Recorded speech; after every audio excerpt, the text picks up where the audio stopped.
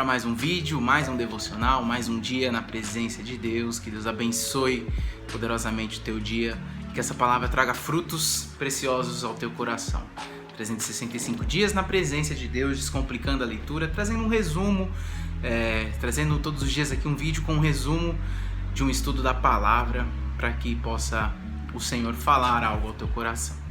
E nesse vídeo, no dia de hoje, nós vamos chegar ao final de mais um livro, nós vamos chegar ao final da vida de mais um dos homens aí de Deus que marcou a história.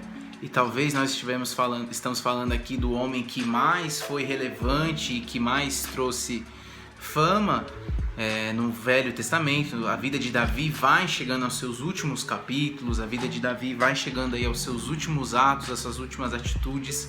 E hoje nós vamos encerrar o livro de 2 Samuel nos capítulos 23 e 24 e iniciar o livro de 1 Reis.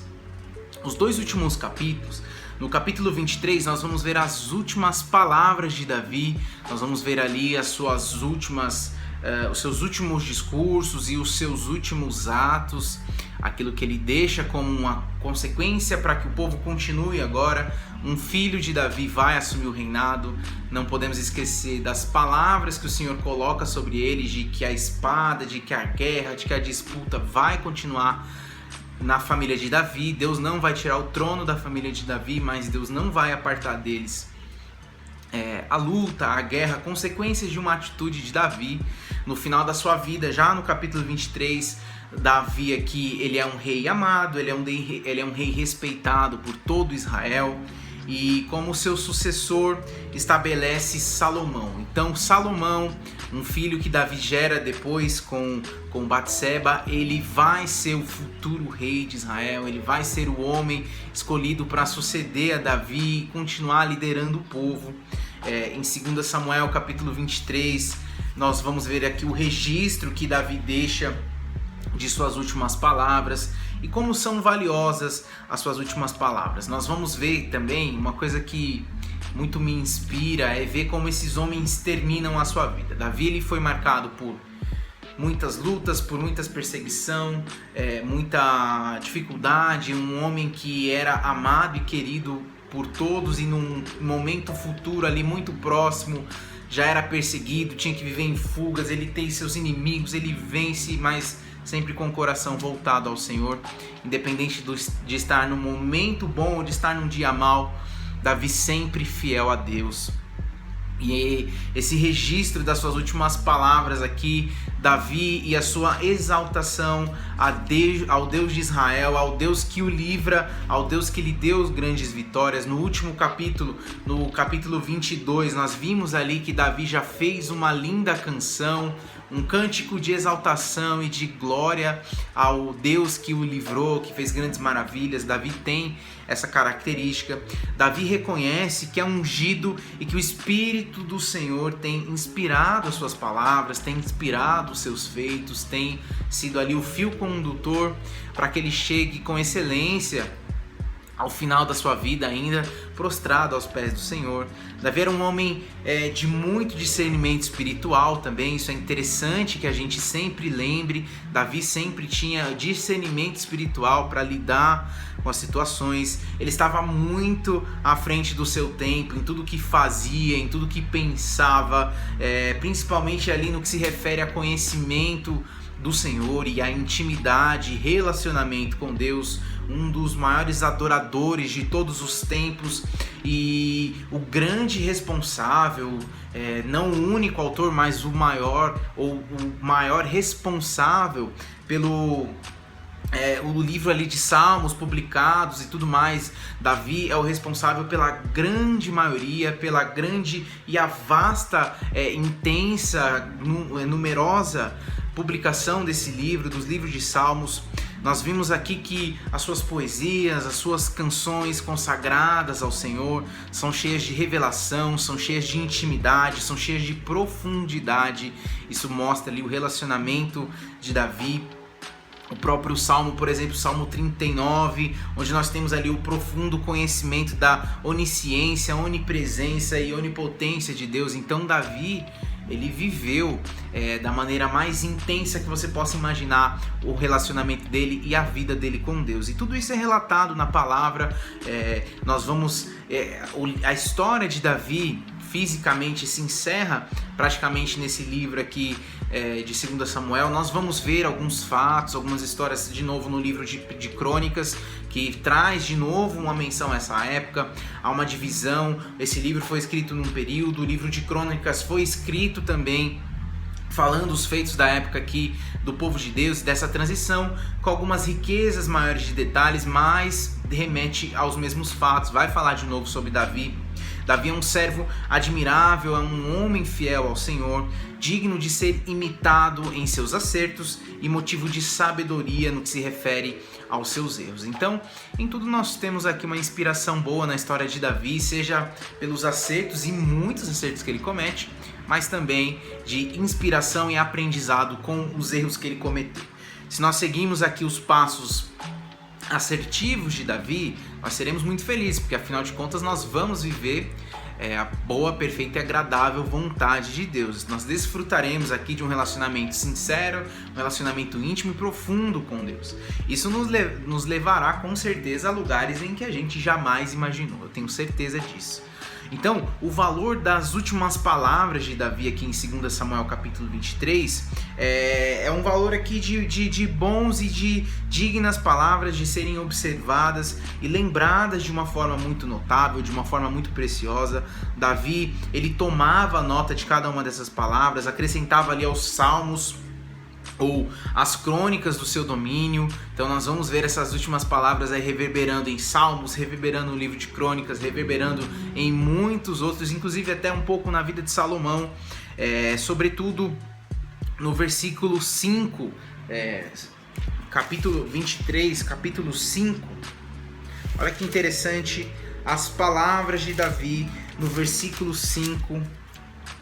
Ele diz: a minha dinastia está de bem com Deus, e ele fez uma aliança eterna comigo, firmada e garantida com todos os aspectos. Certamente me fará prosperar em tudo e me concederá tudo o quanto eu desejo.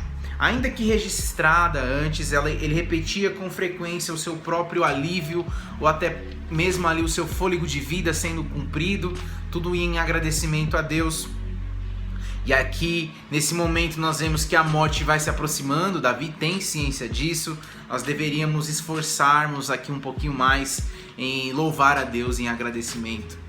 Louvar a Deus em agradecimento por tudo que Ele nos permitiu e edificar aqueles que estão às nossas voltas, com aquilo que a gente vai deixar para que as pessoas, o que se dispõe de uma longa experiência de misericórdia com Deus e prazer na instrução do Senhor.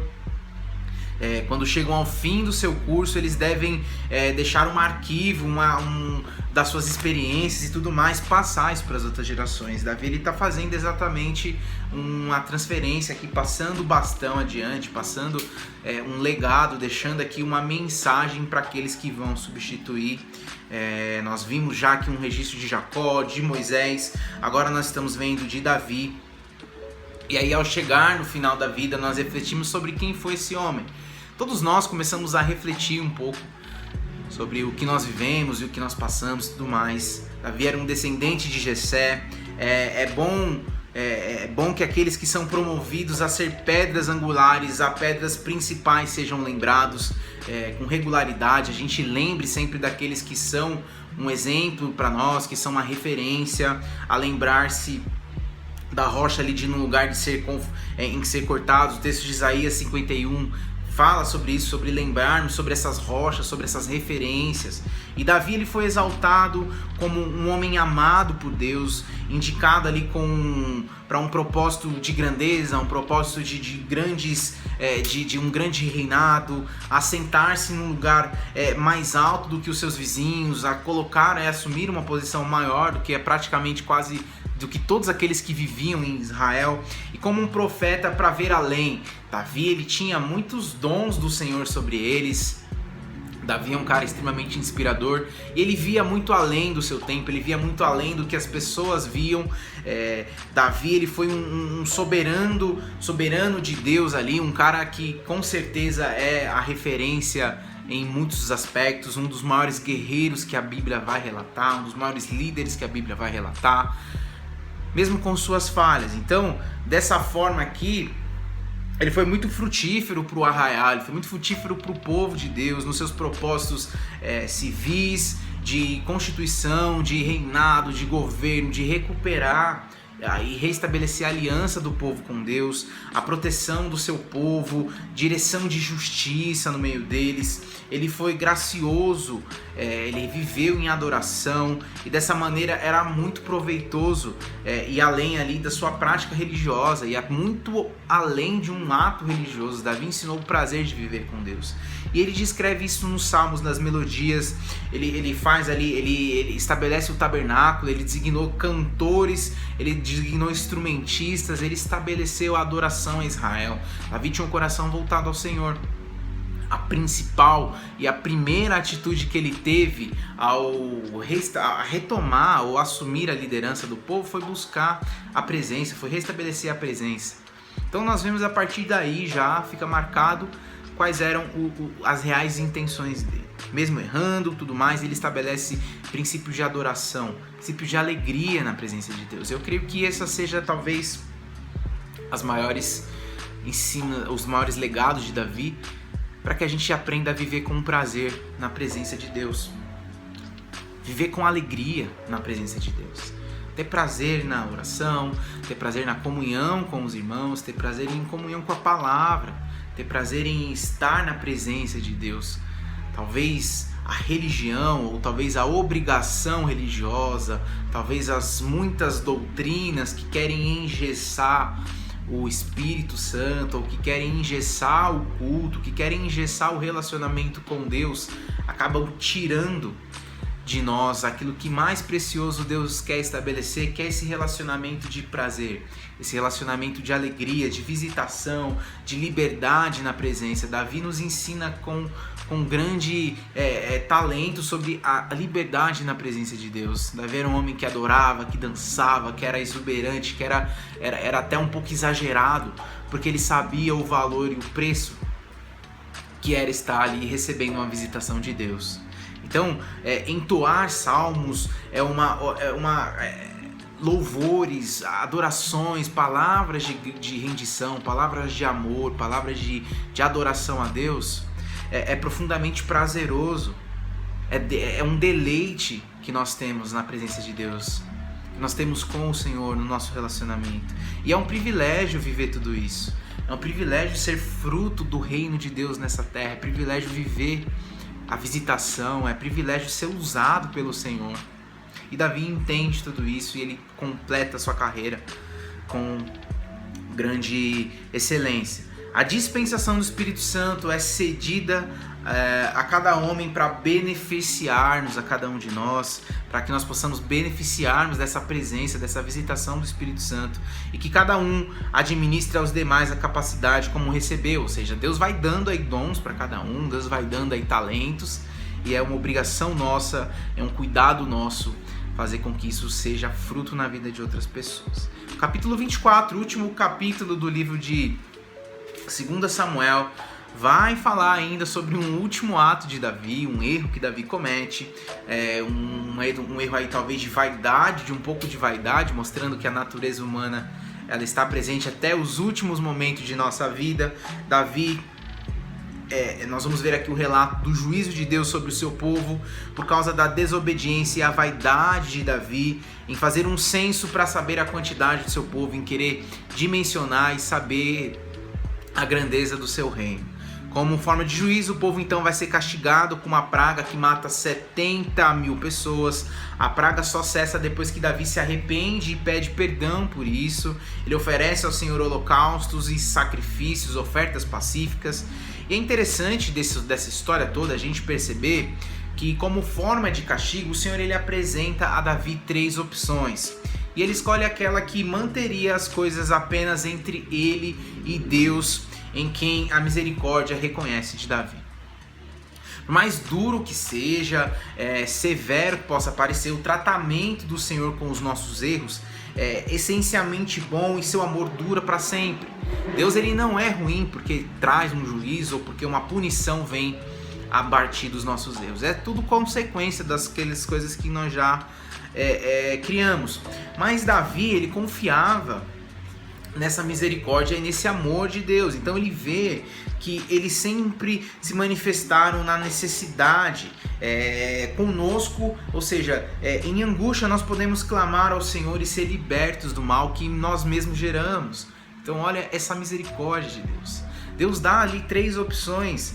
Deus dá 3 opções. Nos versículos 10 ao 17 vai falar sobre o juízo de Deus. Então, versículo 12 diz assim: vá dizer a Davi, assim diz o Senhor, estou lhe dando 3 opções de punição. Escolha uma delas e eu executarei contra você. Então, Gade foi a Davi e lhe pergunta: o que você prefere? Primeira opção: 3 anos de fome em sua terra, 3 meses fugindo de seus adversários que o perseguirão, ou 3 dias de praga em sua terra.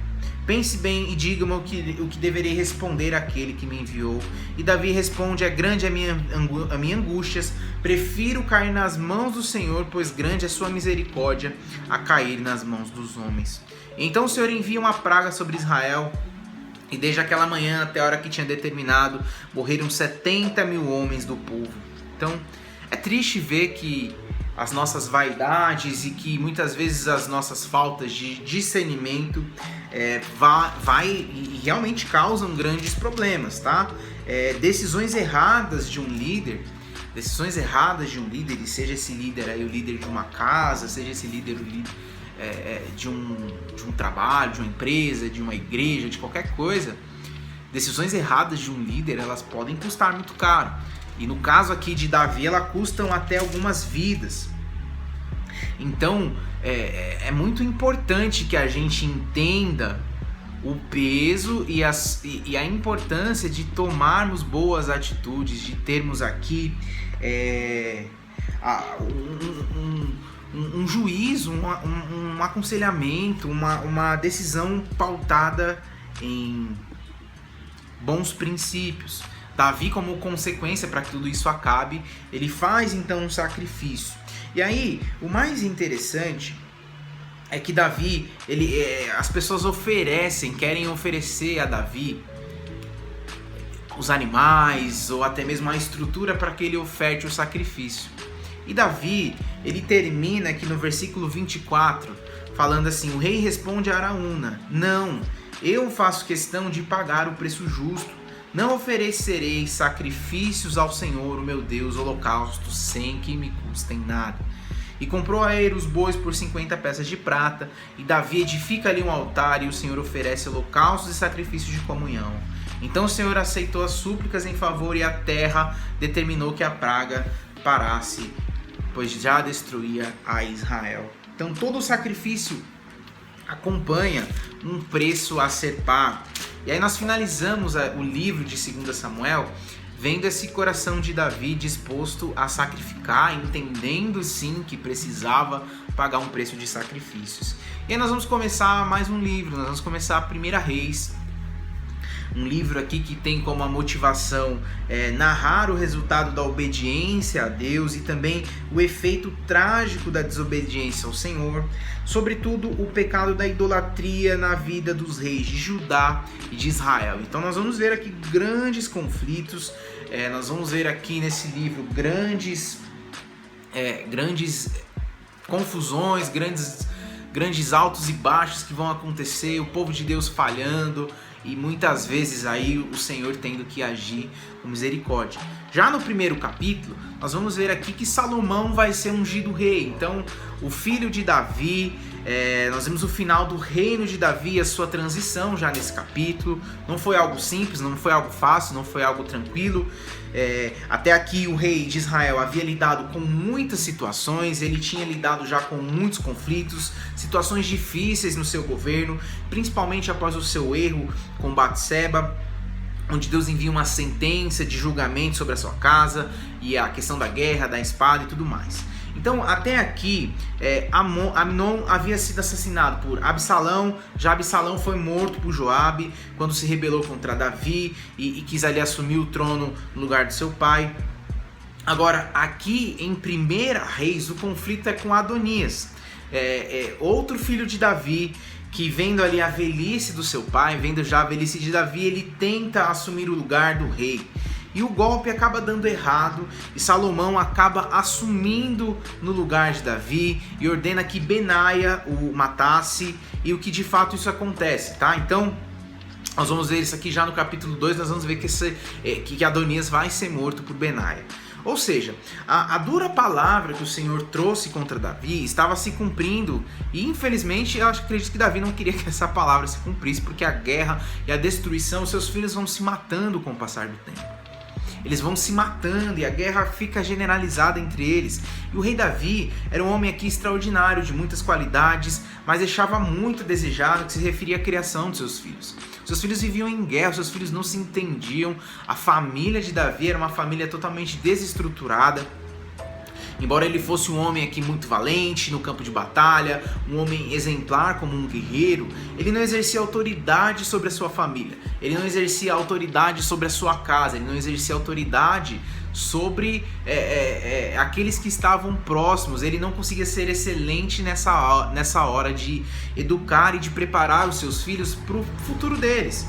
Então, no caso de Adonias aqui, por exemplo, o versículo 6, ele nos diz que o seu pai nunca o havia contrariado. Assim como Absalão, que era um filho mimado, um filho que se revolta contra o pai, nós vemos que essa característica se repete nos outros filhos de Davi. A palavra de Deus aqui nos diz aqui no versículo 6 que o seu pai nunca o havia contrariado. Ou seja, ele sempre faz os filhos de Davi sempre faziam o que quiseram. Não conhece os limites, não conhecem disciplina, não conhece ensinamento. Então, um rei que é tão excelente em tantas outras coisas, ele falha de maneira tão drástica na educação dos seus filhos. E a consequência disso é a divisão da sua casa. Automaticamente, por serem a família real, vai dividir também o reino. Um reino aí de muita confusão e de muita batalha, de muita morte entre os próprios irmãos, uma disputa, competição, vai ser o cenário do reinado da família de Davi. Isso é muito perigoso, né? Há muitos pais negligentes, preguiçosos, que embora estejam na própria igreja, que estejam dentro da casa de Deus, não temem a Deus, não o amam e por isso não disciplinam os seus filhos, não os ensinam, não investem no ensino dos seus filhos. E quando eu digo ensino, não falo só do ensino da palavra, mas do ensino de conceitos, de valores, de educação e tudo mais. Então refletem numa sociedade. E aí nós vemos muitas vezes reclamações, nós vemos muitas vezes um cenário de contendas e de muitos levantes, e a igreja não se posiciona porque não foi preparada para tal. Então o valor que nós desejamos encontrar lá fora, os valores que nós precisamos buscar lá fora, começa dentro da educação das nossas casas, começa dentro da educação das nossas crianças. Muitas pessoas querem viver ministério, querem viver promessas de Deus, mas não entendem o valor que é instruir a próxima geração. Talvez seja esse o nosso maior papel, instruir as próximas gerações, deixar um legado. Então, que Deus possa nos confrontar e nos instruir da melhor maneira de fazer com que os nossos filhos cresçam à luz da sua palavra, sejam direcionados por Deus. Então, disciplinar, educar, corrigir, ensinar, como eu sempre falo, é sim talvez uma das maiores demonstrações do amor que nós podemos ter com os nossos filhos. Nós vemos aqui em Davi o relato de um pai que foi omisso na educação dos seus filhos, que não conseguiu educá-los da melhor forma e paga um grande preço. Então, tudo isso são pontos de atenção que são necessários para moldar o caráter dos nossos filhos. Educá-los para que não seja um problema, e sim uma bênção o futuro deles. Então, já começamos aqui o primeiro livro de 1 Reis com um cenário muito difícil, com muitos conflitos, uma guerra que é instaurada dentro da casa de Davi. Davi deixa as instruções para que o templo que ele tanto sonhou construir ao Senhor fosse edificado, e Salomão é esse homem escolhido. Nós vamos ver isso nos próximos capítulos. Então, que essa palavra de hoje possa abençoar o teu coração. Nós vimos o final da vida de Davi sendo trazido a nós. Nós vimos aqui o legado de Davi. Nós vimos que ele sim foi um homem de adoração, um homem de um coração adorador ao Senhor, que nos ensina muito, mas que as suas falhas na educação dos seus filhos, a falha de Davi como um pai de família, como um servo, como um sacerdote dentro da sua casa, estabelece um reino dividido. Então, vamos olhar para as nossas casas, é tempo de voltar a buscar o interior de nossas casas e edificá-la na presença de Deus. Amém? Deus abençoe, seguindo na paz e com o amor de Cristo.